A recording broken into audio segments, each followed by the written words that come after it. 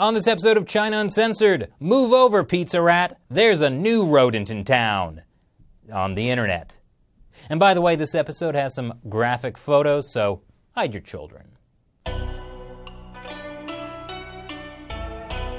Hi, welcome to China Uncensored. I'm your host, Chris Chappell. Childhood in China. It's come a long way since the days of Mao's Cultural Revolution. Kids are no longer encouraged to purge rightist elements in society with stolen military weapons.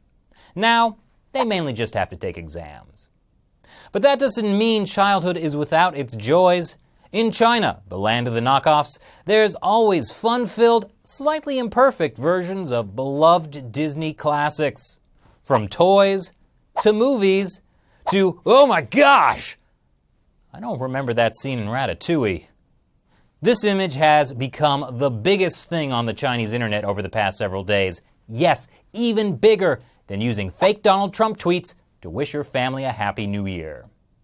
Now, I don't know who ratted him out, but apparently this little guy was caught stealing rice. And rather than a simple extermination, it was given the Cultural Revolution treatment. The sign says, "I won't dare do it again." Get it? 'Cause he's dead. Honestly, people just don't have a sense of humor anymore. Apparently, of the almost 6,000 comments this image got on Weibo, China's version of Twitter, many weren't finding it funny. What's wrong with a little unnecessary cruelty against a helpless creature that also conjures up memories of a time of constant inhuman torture and suffering the Chinese Communist Party forced upon its citizens? That's the problem with kids these days. They weren't brought up committing or being victimized by atrocities that will haunt them for the rest of their lives. This is a sign of changing social mores in China. In the early days of the Communist Revolution, life was, how shall we say, cheap. Like when Chairman Mao said this in 1957 when talking about why he wasn't afraid of nuclear war. There are 2.7 billion people in the world. It doesn't matter if some are killed.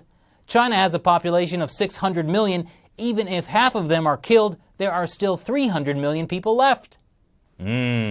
Demonstrating a strong grasp of math and population control, both of which would continue to guide the party for decades.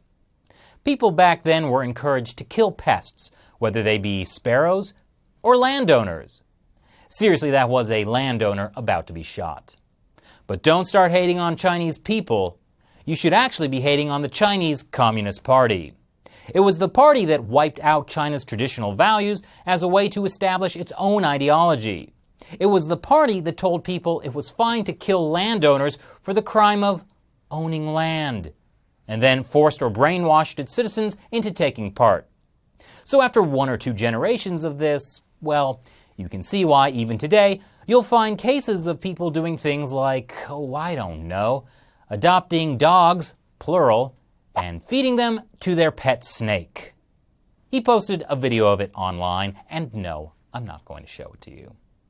But on the other hand, there's a growing movement of Chinese people going the other way.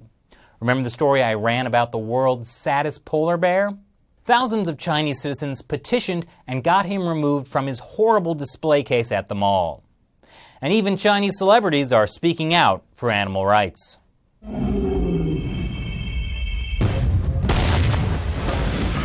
You don't have to play ball to be a great shot blocker. Never buy illegal wildlife products. I know what you're thinking. Who releases an elephant and Yao Ming into a basketball court and then starts shooting? But the mind of a poacher is a hard thing to understand. By the way, Yao Ming was part of a selective breeding program by the state to create a basketball superstar. Just a fun little aside.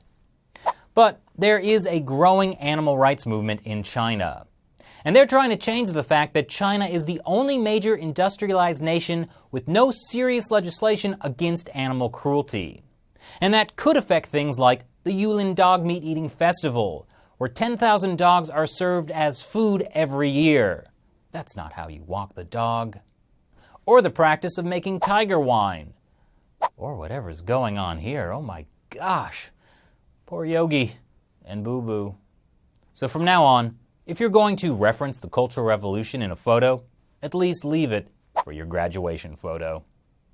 So what do you think about the picture? Does the rat's punishment fit its crime? Leave your comments below. Thanks for watching this episode of China Uncensored. Once again, I'm your host, Chris Chappell. See you next time.